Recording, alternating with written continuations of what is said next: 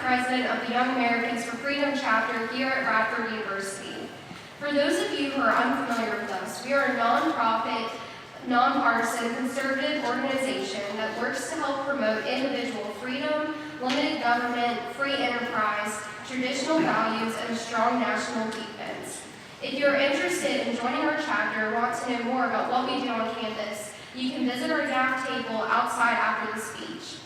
Our key to campus engagement is bringing the most popular speakers in the conservative movement to campus. Tonight, we are excited and honored to host our first speaker, Dr. Derryck Green. Derryck Green is a political commentator, writer, and member of several conservative organizations. A member of Project 21, a leadership network of Black conservatives, and a contributor to the National Center for Public Policy Research, Derryck provides analysis on economic policy, the intersection between culture and race, pro-life issues including abortion and capital punishment, religion, immigration policy, and politics in general. As a political commentator and writer, his work has been featured and cited in a number of media outlets, including townhall.com, spectator.org, nearorthodoxy.com, theamericanconservative.com, American Urban Radio Networks, and several other media outlets across the country. Recently, during an interview conducted by CQ researcher for an in-depth report about racial conflict affecting the country, Derryck accepted an invitation to share his thoughts in an opinion piece regarding Black Lives Matter, in which he argued against the validity, credibility, and agenda of the Black activist organization. As faculty at Radford University, he wrote and appeared in a video entitled, "Who Are the Racists, Conservatives or Liberals?" where he debunked the myth of conservative racism. The video has been seen almost 2 million times across various social media outlets. He's currently written 2 more courses at Radford University that he hopes to film before the end of the year. Derryck is also a staff writer for the Institute on Religion and Democracy, a faith-based organization that follows and comments on current political and religious issues affecting Christianity, culture, and politics. Derryck received his doctorate in theology and ministry in May, and his dissertation will be published later this year. He is also working on a second manuscript where he argues in favor of the social, moral, and cultural benefits of Blacks rejecting a collective, hyphenated racial identity and embracing racial neutrality and full social integration to become fully American. Please join me in welcoming Dr. Derryck Green.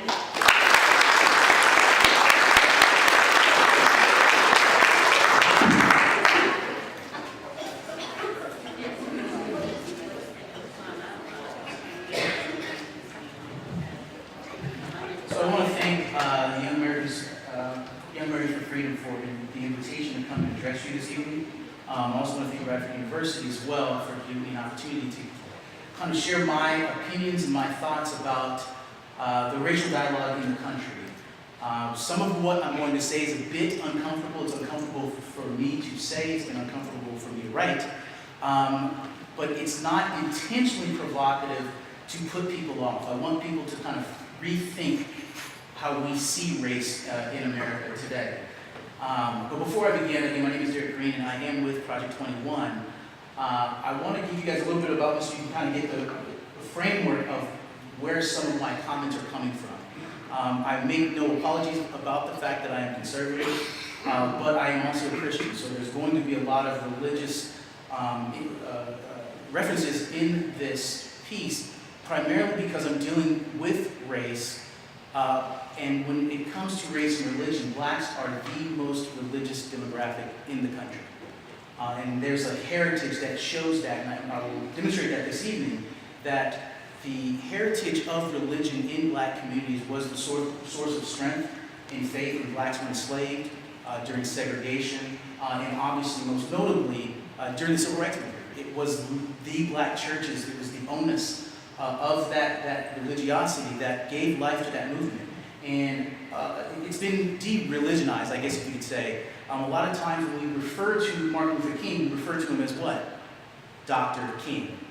But he was a reverend long before he was a doctor, and it was because of his religiosity that motivated and gave the strength for the Civil Rights Movement. And so that's what's going to be in here. A lot of you may think, after listening to what I'm going to say, that I hold blacks in very low self-esteem. And I hope that it is very, very obvious that I give blacks much more credit than we give ourselves, and I give blacks more credit than other people give us. And that's what I'm trying to convey in this piece, is that there's there's a history of black empowerment in our country amongst blacks, but I think that it has been hijacked, and it's no longer empowering. It is convinced several generations of blacks to depend on other people for our well-being, rather than us dictating our own fate. So real quickly, I am the son of two parents who were born in the Jim Crow South, Mississippi and Texas. So during the course of my remarks, if you think that I don't understand racism, believe me, I do. We travel back and forth every year to Mississippi.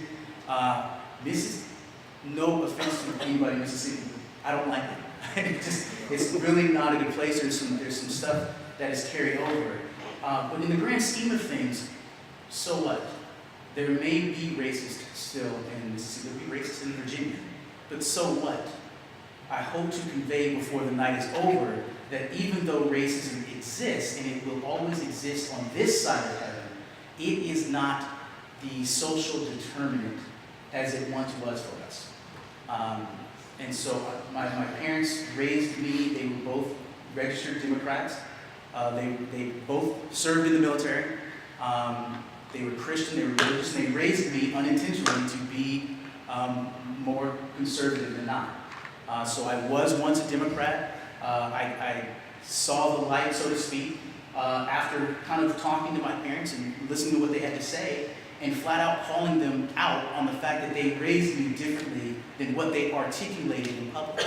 What they articulated in public was what I call the black stance. You're supposed to think, believe, feel, and act a particular way when it comes to politics. However, inside the home, things were a lot different. They wouldn't let me listen to the kind of music that I wanted to listen to, and probably rightfully so. They didn't let me dress the way I wanted to. They didn't let me wear my hair the way I wanted to. Every time I said I'm thinking or I'm going, I would be stopped by both my parents and say, "Don't you let those G's fall off of your language." So I had to say thinking. I couldn't say for. I mean, there's a lot of things that my parents did. And finally, I got old enough and I started thinking about how we voted and what they said about conservatives and what they said about Republicans, but then how they raised me. And I said that this is very interesting because you're raising me in a particular way that reflects the people that you're demonizing. Now we have to talk this out a little bit. And so eventually what it came down to was that my mom is no longer a Democrat. She's like me, she's a registered independent. And my father, he was he was a Democrat. He passed away 5 years ago in June, but he was a Democrat. And so for people like my parents, even though I did not vote for President Barack Obama, I thought for my parents' generation, it was good that he got elected. Because they grew up under Jim Crow. And to go from Jim Crow to a black president in 40 to 50 years is astounding by every measure imaginable. So just keep that in mind when I give these remarks. I do not think that racism does not exist. I do not hate black people. I am trying to encourage black people to embrace the type of self-determination that has been so evident in our history. What I'm going to say is part of the second manuscript that I have almost completed, and it is making the case for blacks to finish the job of integration. So also that you'll hear that as well.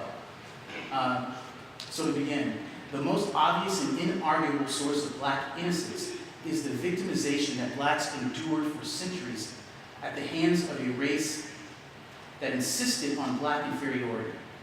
Like all victims, what blacks lost in power, they gained in innocence. An innocence that in turn entitled them to pursue power.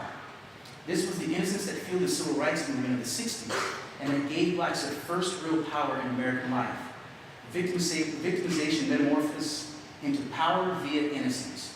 But this formula carries a drawback that I believe is virtually as devastating to blacks today as victimization once was.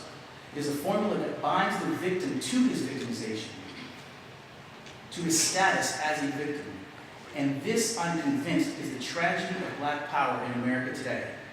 It is primarily a victim's power, grounded too deeply in the entitlement derived from past injustice and in the innocence that Western Christian tradition has always associated with poverty. Whatever gains this power brings in the short run through political action, it undermines in the long run. Social victims may be collectively entitled, but they are all too often individually demoralized. Since the social victim has been oppressed by society, he comes to feel that his individual life will be improved more by changes in society, and here by government coercion and mandate, than by his own initiative.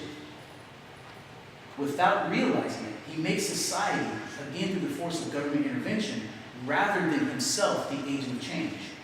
The power he finds in his victimization may lead him to collective action against society, but it also encourages passivity within his sphere of his personal life.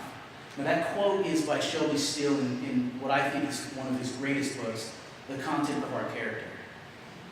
He expresses what I see as the truth regarding black identity or being black in America in the post-civil rights era.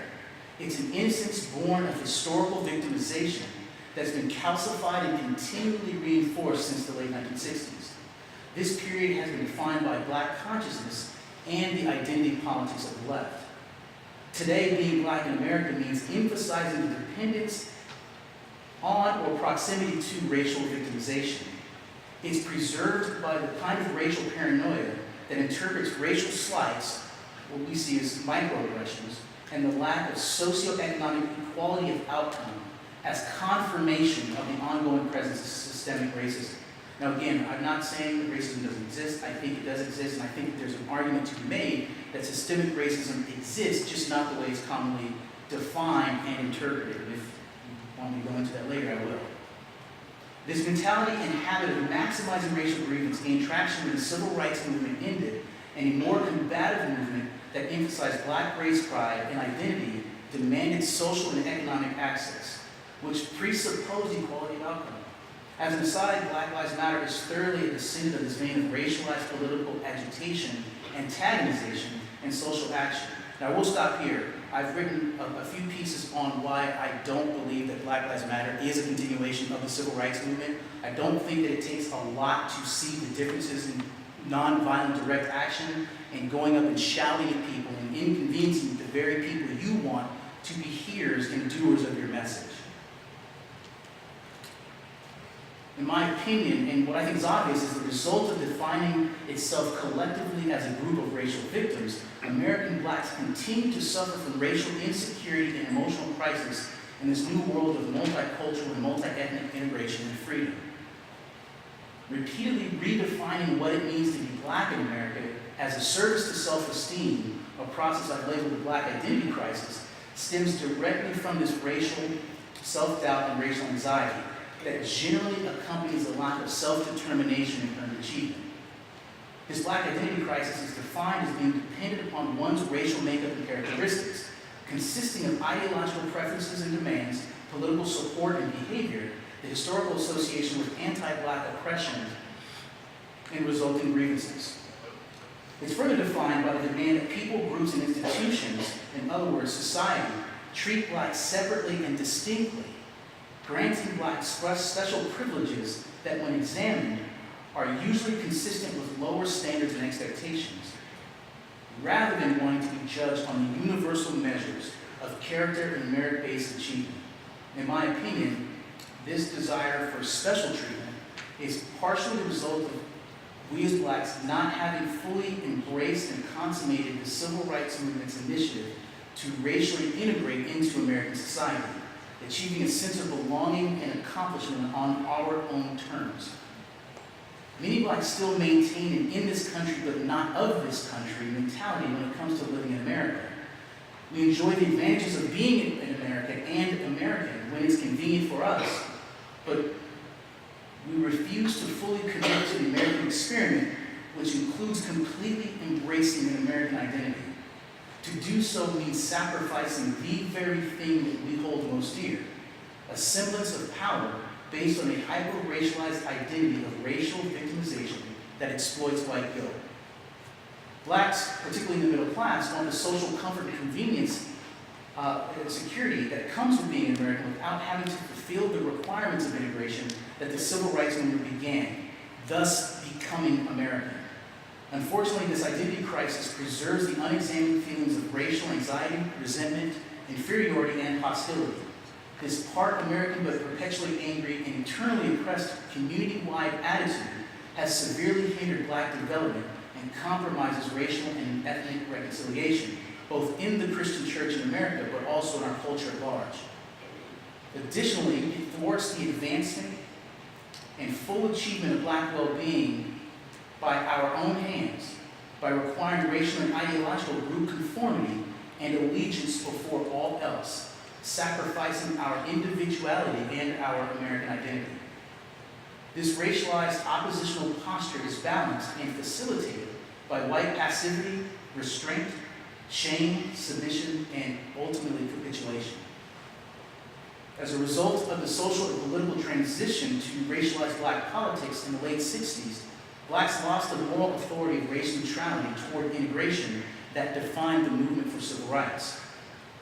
Instead, Blacks embraced being victims of oppression as its essential characteristic. This defined as being the embodiment of white victimization, both historically and perpetually on into the future. Reverend King and the civil rights movement he's identified with appealed to the unremitting moral logic that emphasized Christian character, such as self-discipline, self-restraint, obligation to societal decency, mutual respect, rather than emphasizing or being defined by color or vengeance, a perspective that was successful in highlighting and ultimately defeating the moral hypocrisy and racial double standard of segregation. Christian nonviolence and restraint in the face of physical violence demonstrated dignity and persistence in pursuit of actualized equality. These virtues compelled the nation to make good on its claims of God-given rights, democracy, freedom, and liberty, extending to Blacks the ideals beautifully articulated in the Declaration of Independence and subsequently enumerated in the Constitution of the United States. This new racial protocol of Black power, or hyper-racialized Black politics of the left, however, reversed this equation. Radical Black identity politics required that Blacks be judged away. And my parents come from a broken home. My mom has like 9 or 10 brothers and sisters. Dad was a Rolling Stone. My father, same way. My mother grew up in poverty in Mississippi was different than poverty in Texas. There's some overlap, which is different. She was a straight A student. My dad was a straight A student. It just blew my mind at what people are able to accomplish, even though they're poor. And they wanted to inculcate in me what was inculcated in them. We may live in a broke down shack, we may not have any running water, and our bathroom is outside. But just because we're poor doesn't mean we're any less human than these people over here. We're just as human, and they carry themselves that way. Even though they had people yelling in their face, saying that they were insulting them, they conducted themselves with the dignity that I think a lot of us have forgotten. And so we should be quick to say just because they don't have a lot of money that they're incapable of acting a particular way. A lot of people will argue that moral poverty leads to economic poverty, and I think there's a case for that. But just keep in mind that these are the things that I think can be fully embraced once we as Black Americans embrace the idea that this is our home. We don't know any other place. It hasn't been perfect. But if you take slavery, if you take segregation, combine them together, and we can say from the passage of the Civil Rights Act of 64, technically we've had 55 years of freedom. Look what Blacks have been able to accomplish in 55 little years, trying at 60%. Imagine if we put in as much as our ethnic counterparts really would be. So with that, I'll conclude, and if you guys have any questions, I'd be happy to try and answer them. Thank you.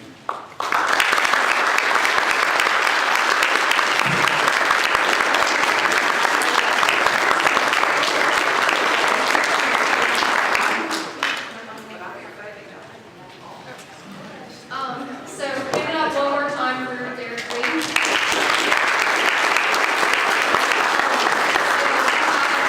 Everyone's set up here for a Q&A session. You can line up for any questions you have.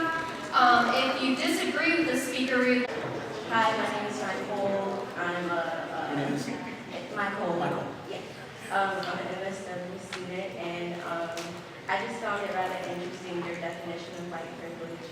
You noted in your speech that it was basically expressing the evils and the wrongdoings of white people when that's not what you consider it at all. We're just simply asking white people in general to notice that they have privilege in America, and we're asking them to be aware of that when thinking about things that black people go through in America. So that's all I have to say. I don't know if you... Yeah, I appreciate it. I didn't really define white privilege, I just said blaming white privilege. I try not to define it because every time I hear it, there's a different definition. And so if you could help me out to explain what racial privilege exists for whites that does not exist for blacks. It's the simple fact that every day I wake up and I think about the fact that I'm a black woman in America. I don't know if That's a privilege, by the way. That's a privilege. Being a black woman in America. But there's negatives to that side of that as well. Oh, sure. There's going to be negatives to everything. But No, I'm saying, I'm just challenging you. I just want to hear what the laid out definition is, so we at least are on the same page. So it's not a privilege to go to the store and not have anything work for my complexion, my hair, my basic human needs. So that's a white privilege. I'm not able to do those things, especially in an area such as this in most places across the country, unless you're in an urban area. That's a privilege reserved for the standard normal, which is white. So that's white privilege. Okay. Does that make sense? Yes, but that also could be the effect of the market. I went to school in Nebraska. 5 black people in my entire school. The local Walmart didn't have any black products at all. Because the market there is predominantly white, they cater to that market. So it's not necessarily privilege based, and I think I understand what you're saying. It's just it's a reflection of the market in that particular area. But if you go to a place like, Jackson, there's going to be a lot of black products in that particular area because it's a reflection of the market and the people who live there. Okay, but I'm from PG County, Maryland, like I'm assuming what you're talking about, and there's still products for white people in more abundance, even though there's more black people. Okay. So I get what you're saying, and like it could be the market, but it's also like, well, why is there less products for white people if I have this so-called black privilege in PG County, Maryland? Okay. Well taken. I would have to look at some more variables to see if that's a privilege-based argument or if there's something else in play that contributes to that. I'm also an MSW student, and my question is, how would your views of systematic racism explain the killings of unarmed black men and women? So are you, let me, just clarification, are you saying unarmed blacks being killed is a product of systemic racism? Yes. Okay. I would disagree with the premise because there's over 42 million black people in America, and I think, if I'm not mistaken, I have the stats here from last year. In 2018, according to the Washington Post, 998 people were shot and killed by police. 456 were white, 229 were black. Of that 229, only 18 were unarmed. So if we take 18 people shot by the police against 42 million blacks, that's not systemic racism by any stretch of the imagination. I have a question for that. Do you know how many were unarmed that were white? I didn't take the ones, but you go to the Washington Post and see the same thing. But again, 18 unarmed blacks against 42 million people, that's not systemic racism, is it? I think it is, but That's a very, very broad, not only is that a broad definition of systemic racism, that also ignores the fact that some of these unarmed blacks were killed by black policemen. So, is it systemically racist for a black to kill a black? And if it is, then your outrage should be more on black violence and criminality than it is with this particular issue here. If you're defining systemic racism that broadly. I have a second question.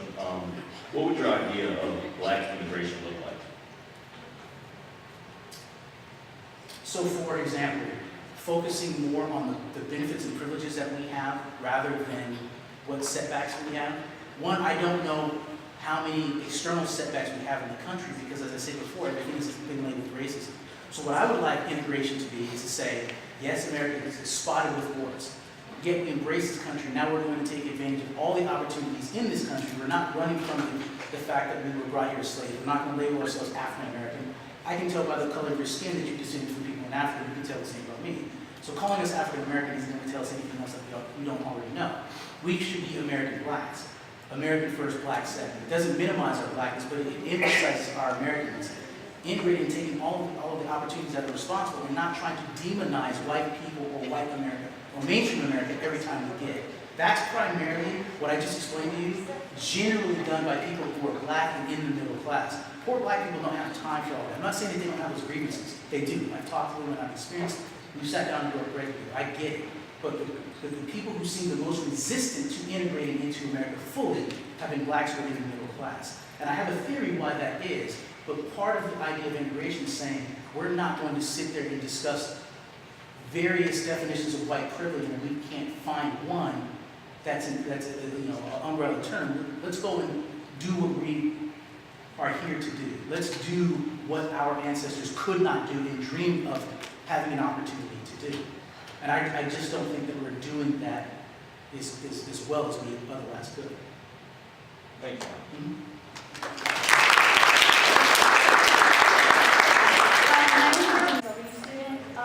And during your talk, I found it interesting that you stated you wanted to take out, like, basically, I guess, like, terming, like, black or African American, but yet use terms like black on black crime, which I find can be dangerous, as in... Oh, black on black crime is dangerous. But why is it not when another white person kills another white person, why is that not referred to as white on white crime or held to the same standard? So if we're taking out the idea of taking like color out of things, why do you still use the term black on black crime? It's the easiest descriptor for this type of information. When you're talking about blacks killing other blacks, how else would we describe that? Okay, so why, but my question is, like, why are we not describing or bringing attention to white on white crime? I think when we do, one, because it's deflection. It relativizes and trivializes the problem at hand. Oh, well, you know, white people are killing white people too. Good. How does that save the lives of the blacks that are being killed by other blacks? That's a deflection. If people want to worry about white on white crime, that's great, they'll do it. But as I said before, 2% of the population is responsible for 54% of the violent crime in the country. That's a problem. Especially when we're only 12% of the entire population, I think the focus should be where the problem is at. We can worry about white people killing white people in a minute. I want to save black lives. So what would you say is the issue behind black people killing other black people? What would you say? No fathers. No fathers.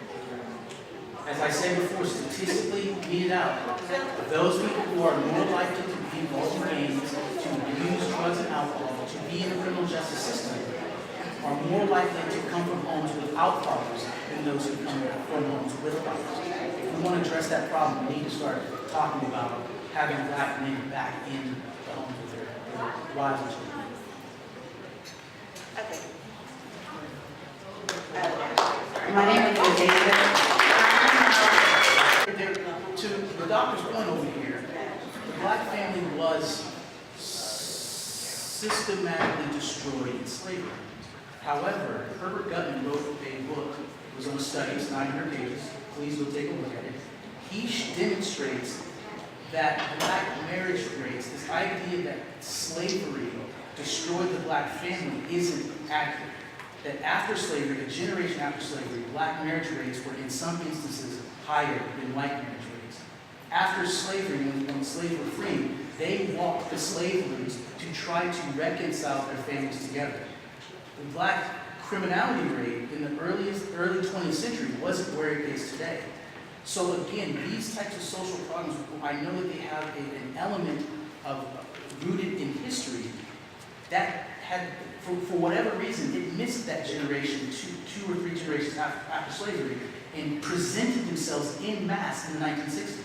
So if it's part of slavery, how did it jump 65 years from the end of the 19th century to the mid-20th century? What did the New Deal policies do? Broke What did the up- regulations of the New Deal? They broke up the black family. Okay. And that was that.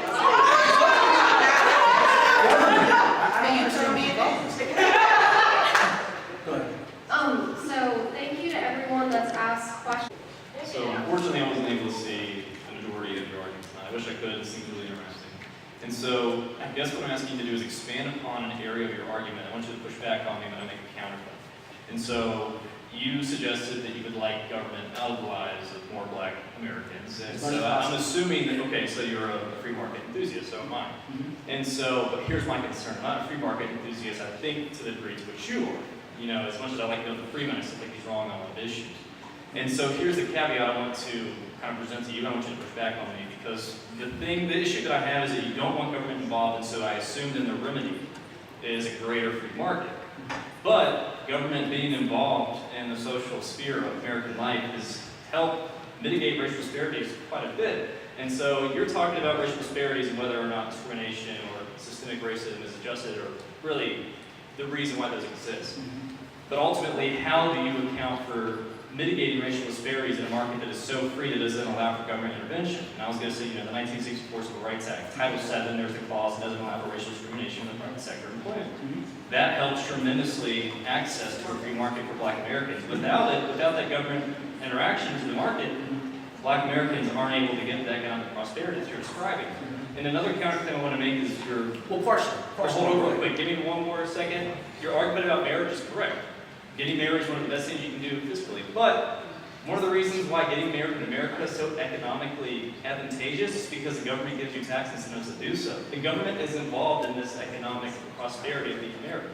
So if the government is taken out of the institution of marriage, you're not allowed to get tax incentives that are given by marriage via the government, then how do Black Americans do better because they're getting married? How does any American do better getting married economically if the government's not involved in this particular social action? So I need you to give me a better argument as to why government interaction is so bad for Black Americans when I would argue that not necessarily affirmative action to the degree you're speaking of in the case examples that exist in education, but the times the government has stepped in marketplace interactions has really helped Black Americans become more economically prosperous, which I think we both agree is a good thing. My overall position is that I want as little government as possible. When people hear that, they think I'm saying no government. I'm not saying no government at all. I'm saying minimal influence of government is possible. I agree it opened up the marketplace with the 1964 Civil Rights Act. But if you look at the statistics, Blacks were actually overcoming poverty, I think it's slightly over 10 years prior to the passage of the Civil Rights Act on their own merits, before that act was implemented. So you start to see the market starting to work itself anyway. See, I don't like the neoliberal market argument though, because no matter what you do, there's plenty of Supreme Court cases that have protected Black American entrepreneurs, and it wasn't just in the neoliberal market. I didn't say no government. I just said limited government. Limited government. Limited government. So you really think limited government would put Black Americans in the position they are today compared to a completely, practically free market? I'm assuming, but what type of free market are you talking about? What is your conception of free market? Let's finish this. That's a little different. That's a long conversation. But I will say this, to your point, I think two of the areas in which Blacks have been the most successful is in sports and entertainment. And I find the corollary that there's little government involved in both of those avenues possible. So what does that tell you? Blacks have the capability of being successful when there isn't any type of obstacle preventing them from depending on themselves and those who are willing to help them, versus simply just having a safety net or ushered into a position without them learning. That's very interesting. Thank you. Children, I've seen that personally because I worked in a juvenile detention ministry for 24 years, and I saw all the problems when there wasn't a dad or a mom involved, so I saw that. But my question has to deal with, so I'm going to kind of explain myself. In 1854, the Republican Party was formed as an abolitionist party.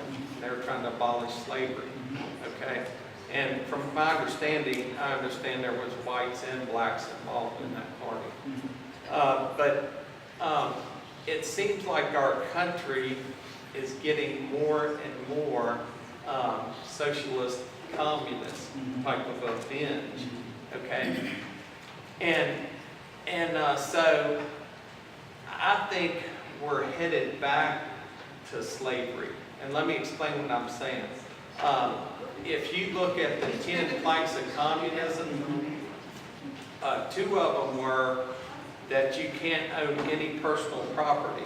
You know, slaves were told back then, but I think this slavery will be for all races, like whites, blacks, Hispanics, everybody. You could, a black person was told, hey, we're going to tell you where to live, and we're going to tell you what to work, where you work, okay? So, with Karl Marx's 10 planks of communism, one of them is abolition of private property and land and application of all rents of land to public purpose. So the government basically seizes everybody's property, okay? And then the government also, and then I'll get to my question.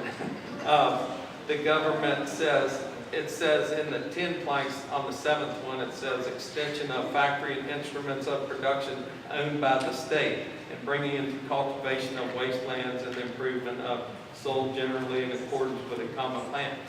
So the government's controlling all the means of production, and then there's another one here about controlling agriculture. They control all the jobs, is what I'm saying. So communism to me, and I think we're going that way in a socialist, because a friend of mine called communism the tail on the communist kite, socialism, the tail on the communist kite. So my question is, do you think our country's headed that way? Because I think we are headed that way, in where all races will be enslaved. I think that there are elements in our society that like that as an alternative to capitalism. Yeah. And I think that those who do haven't looked in our own hemispheric backyard and seen what's happening, the logical consequence and conclusion of that type of system. But I don't, and I think that we'll never get to that point, but I think there's a slow creep in that direction. Where that stops, I don't necessarily know. It's up to people who don't want that to make the argument for capitalism. Even if you want government intervention or certain regulations to stop human nature, I get that. But we have to make the case, and I don't know if people who are like the free market, who don't want to see socialism or communism, are making the case as effectively as need be for younger people who are, very, very. I hope one of the 10 planks of communism was no inheritance. I hope young people realize that if we go in this direction, their parents' wealth is going to be seized by the government. It already is. So they won't get it. Yeah, it already is. And in socialism, you also see they want a high progressive tax rate. They want, somebody like Sanders wants to really lower the death, lower the death tax, the amount that somebody can claim for their tax with these high federal So taxes. increase the rate of taxation. Yeah, that's my It's concern already- for their country, that, hey, we're done with slavery, but are we? Because it seems like it's coming to everyone. But it's important probably not to make that distinction. I know what you're saying, but Yeah. that distinction, because it's just different. Yeah, It's different. yeah. You know what I mean? But I understand what you're saying, but I would be hesitant to. But you look at, to say that. like Stalin, 10 to 60 million people were killed when they forced this system on Russia. Question about And it. so it's, Mao killed 65 conservatives. yeah, so there's a lot of evilness. Oh, no question about that. Okay, thank you, sir. Thank you for all your